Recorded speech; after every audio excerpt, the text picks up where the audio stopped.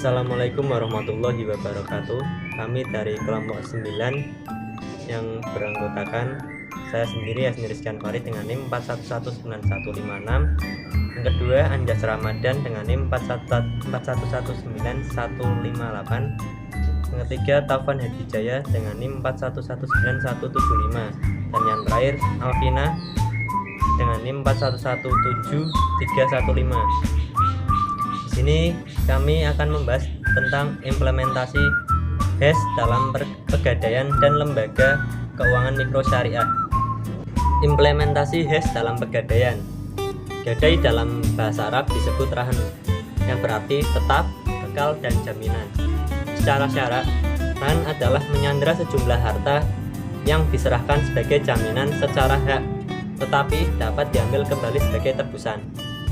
Gadai merupakan salah satu kategori dari perjanjian utang piutang, yang mana untuk suatu kepercayaan dari orang yang berpiutang, maka orang yang berutang menggadaikan barangnya sebagai jaminan terhadap utangnya itu. Akad rahan bertujuan agar pemberi pinjaman lebih mempercayai pihak yang berutang. Pemeliharaan dan penyimpanan barang gadai pada hakikatnya adalah kewajiban pada pihak yang menggadaikan, namun dapat juga dilakukan oleh pihak yang menerima barang gadai, dan biayanya harus ditanggung rahim. Selanjutnya, mekanisme operasional pegadaian syariah dapat digambarkan sebagai berikut. Yang pertama, melalui akad rahan, nasabah menyerahkan barang bergerak dan kemudian pegadaian menyimpan dan merawatnya di tempat yang telah disediakan oleh pegadaian. Akibat yang timbul dari proses penyimpanan adalah timbulnya biaya-biaya yang meliputi nilai investasi tempat penyimpanan, biaya perawatan, dan keseluruhan proses kegiatannya. Atas dasar ini dibenarkan bagi pegadaian mengenakan biaya sewa kepada nasabah sesuai jumlah yang disepakati oleh kedua belah pihak.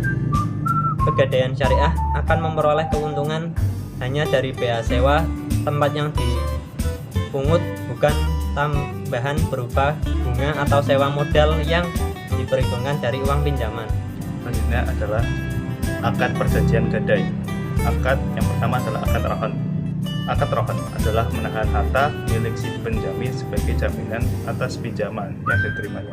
Pihak yang menahan memperoleh jaminan akan mengambil kembali seluruh atau sebagian piutangnya. Dengan akad ini, pegadaian menahan barang bergerak sebagai jaminan atas utang nasabah. Selanjutnya adalah akad ijarah. Akad ijarah yaitu akad pemindahan hak guna atas barang dan atau jasa melalui pembayaran sewa tanpa diikuti dengan pemindahan kepemilikan atas barangnya sendiri. Melalui akad ini mungkin kan bagi pegadaian untuk menarik sewa atas penyimpanan barang bergerak milik nasabah yang telah melakukan akad. Selanjutnya adalah produk LKMS atau Lembaga Keuangan Mikro Syariah. Yang pertama adalah Bank Pembiayaan Rakyat Syariah atau disingkat BPRS. BPRS adalah bank syariah yang dalam kegiatan tidak memberikan jasa dalam lalu lintas pembayaran, melainkan hanya simpanan dalam bentuk tabungan dan deposito serta pembiayaan dengan akad sesuai syariah. BPRS masih memiliki fungsi yang sama dengan bank syariah, yakni sama dengan produk yang terdapat pada bank syariah.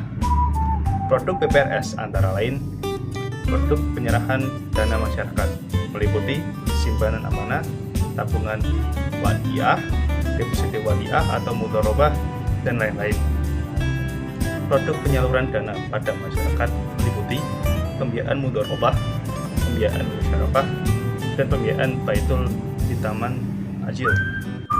Yang kedua, Bank BMT atau Baitul Mal wa Tamwil adalah balai-balai usaha mandiri terpadu yang isinya berintikan Bait al-Mal wa al-Tamwil dengan kegiatan yang mengembangkan usaha-usaha mikro dan investasi dalam meningkatkan kualitas kegiatan ekonomi pengusaha kecil, bawah, dan kecil dengan antara lain mendorong kegiatan menabung dan menunjang pembiayaan kegiatan ekonominya.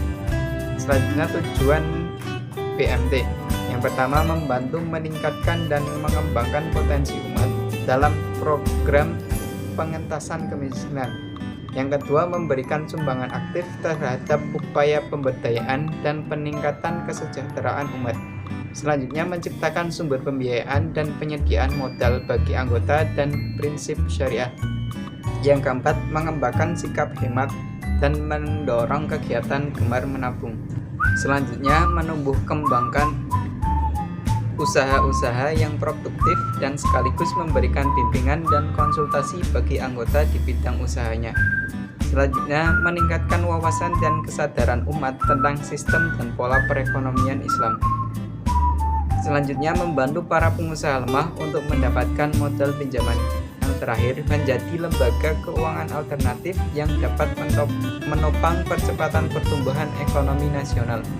Sebagai lembaga keuangan non-perbank, PMT berusaha menciptakan sistem manajemen yang diwarnai sepenuhnya oleh nilai-nilai dasar yang Islami dan bertitik tolak prinsip-prinsip sebagai berikut: 1.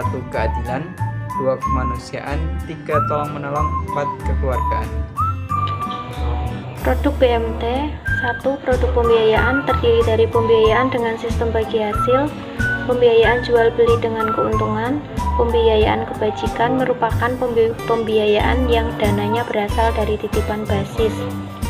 Kemudian yang kedua, produk simpanan atau penghimpunan dana terdiri dari giro wadiah, tabungan mudharabah, dan deposito mudharabah. Koperasi syariah. Istilah ini merujuk kepada keputusan Menteri Negara Koperasi dan Usaha Kecil dan Menengah nomor 91/Kep/MKUKM/9/2004 yang disebutkan bahwa Koperasi Jasa Keuangan Syariah atau KJKS adalah koperasi yang kegiatan usahanya bergerak di bidang pembiayaan, investasi, dan simpanan sesuai pola bagi hasil atau syariah. Kemudian selanjutnya, tujuan koperasi syariah untuk mensejahterakan anggotanya. Koperasi syariah dipertegas dengan adanya nilai dan norma syariah atau Islam terkait modal dan pola pengembangannya.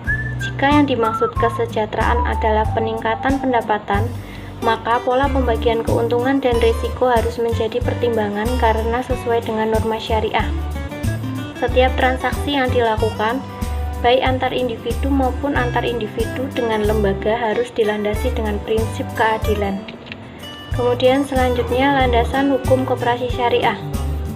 Yang pertama ada Undang-Undang Nomor 25 Tahun 1992 tentang Perkoperasian. Kemudian yang kedua, Undang-Undang Nomor 20 Tahun 2008 tentang Usaha Mikro, Kecil, dan Menengah. Yang ketiga, Keputusan Menteri Negara Koperasi dan Usaha Kecil dan Menengah Nomor 91/4/KUKM/9/2004 tentang petunjuk pelaksanaan kegiatan usaha koperasi jasa keuangan syariah. Selanjutnya, Peraturan Menteri Negara Koperasi dan Usaha Kecil dan Menengah. Kemudian Republik Indonesia Nomor 35.2/M.KUKM/10/2007 tentang pedoman standar operasional manajemen koperasi jasa keuangan syariah dan unit jasa keuangan syariah. Selanjutnya, PP Nomor 9 Tahun 1995 tentang usaha simpan pinjam.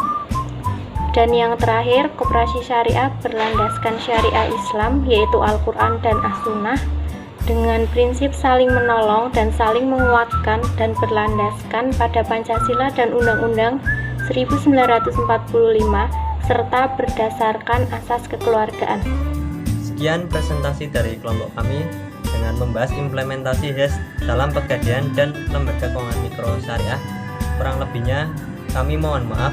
Wabillahi taufiq wal hidayah. Wassalamualaikum warahmatullahi wabarakatuh.